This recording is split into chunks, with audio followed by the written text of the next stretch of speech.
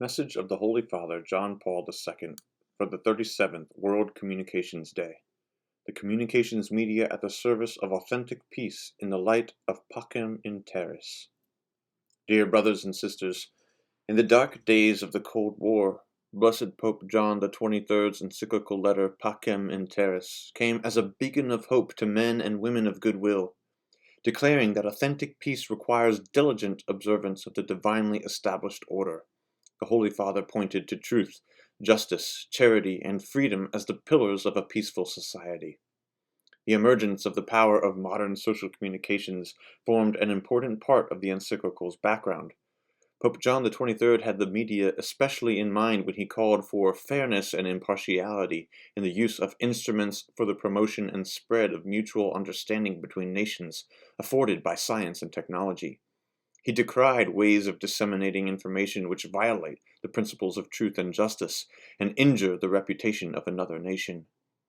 Today, as we observe the 40th anniversary of Pacem in Terris, the division of peoples into opposing blocs is mostly a painful memory, but peace, justice, and social stability are still lacking in many parts of the world. Terrorism, conflict in the Middle East and other regions, threats and counter-threats, injustice, exploitation, and assaults upon the dignity and sanctity of human life both before and after birth are dismaying realities of our times. Meanwhile, the power of the media to shape human relationships and influence political and social life, both for good and for ill, has enormously increased. Hence the timeliness of the theme chosen for the 37th World Day of Communications. The communications media at the service of authentic peace in the light of Pacem in Terris. The world and the media still have much to learn from the message of Blessed Pope John the 23rd. Media and truth. The fundamental moral requirement of all communication is respect for and service of the truth. Freedom to seek and speak what is true is essential to human communication, not only in relation to facts and information, but also, and especially, regarding the nature and destiny of the human person, regarding society and the common good, regarding our relationship with God. The mass media have an inescapable responsibility in this sense, since they constitute the modern arena in which ideas are shared and people can grow in mutual understanding and solidarity. This is why Pope John the 23rd defended the right to freedom in investigating the truth and, within the limits of the moral order and the common good, to freedom of speech and publication as necessary conditions for social peace. In fact, the media often do render courageous service to the truth, but sometimes they function as agents of propaganda and disinformation in the service of narrow interests, national, ethnic, racial, and religious prejudices, material greed, and false ideologies of various kinds. It is imperative that the pressures brought to bear on the media to err in such ways be resisted, first of all by the men and women of the media themselves, but also by the Church and other concerned groups. Media and justice. Blessed Pope John the 23rd spoke eloquently in Pacem in Terris of the universal human good, the good, that is, of the whole human family, in which every individual and all peoples have a right to share. The global outreach of the media carries with it special responsibilities in this regard. While it is true that the media often belong to particular interest groups, private and public, the very nature of their impact on life requires that they must not serve to set one group against another. For example, in the name of class conflict, exaggerated nationalism, racial supremacy, ethnic cleansing, and the like. Setting some against others in the name of religion is a particularly serious failure against truth and justice, as is discriminatory treatment of religious beliefs, since these belong to the deepest realm of the human person's dignity and freedom. By accurately reporting events, correctly explaining issues, and fairly representing diverse points of view, the media have a strict duty to foster justice and solidarity in human relationships at all levels of society. This does not mean glossing over grievances and divisions, but getting at their roots so that they can be understood and healed. Media and freedom. Freedom is a precondition of true peace as well as one of its most precious fruits. The media serve freedom by serving truth. They obstruct freedom to the extent that they depart from what is true by disseminating falsehoods or creating a climate of unsound emotional reaction to events.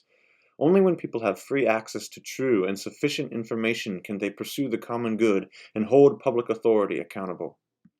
If the media are to serve freedom, they themselves must be free and correctly use that freedom. Their privileged status obliges the media to rise above purely commercial concerns and serve society's true needs and interests. Although some public regulation of the media in the interests of the common good is appropriate, government control is not. Reporters and commentators in particular have a grave duty to follow the demands of their moral conscience and to resist pressures to adapt the truth to satisfy the demands of wealth or political power. As a practical matter, ways must be found not only to give the weaker sectors of society access to the information which they need for their individual and social development, but also to ensure that they are not excluded from having an effective and responsible role in deciding media content and determining the structures and policies of social communications. Media and love. The anger of man does not work the righteousness of God. At the height of the Cold War, Blessed Pope John XXIII expressed this simple but profound thought on what the path to peace entailed.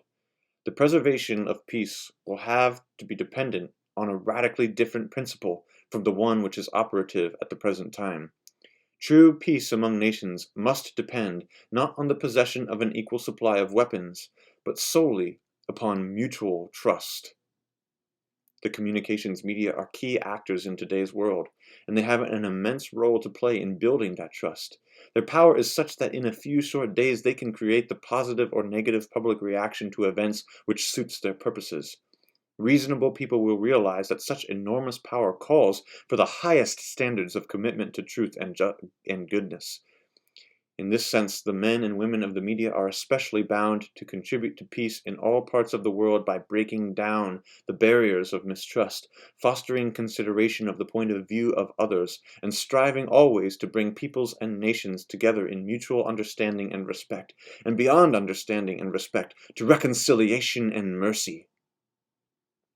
Where hatred and the thirst for revenge dominate, where war brings suffering and death to the innocent, there the grace of mercy is needed in order to settle human minds and hearts and to bring about peace.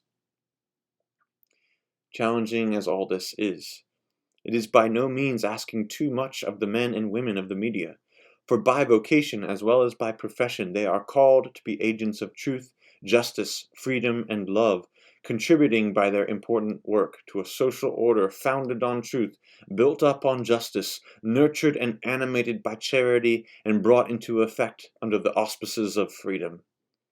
My prayer, therefore, on this year's World Communications Day is that the men and women of the media will evermore wholly live up to the challenge of their calling, service of the universal common good.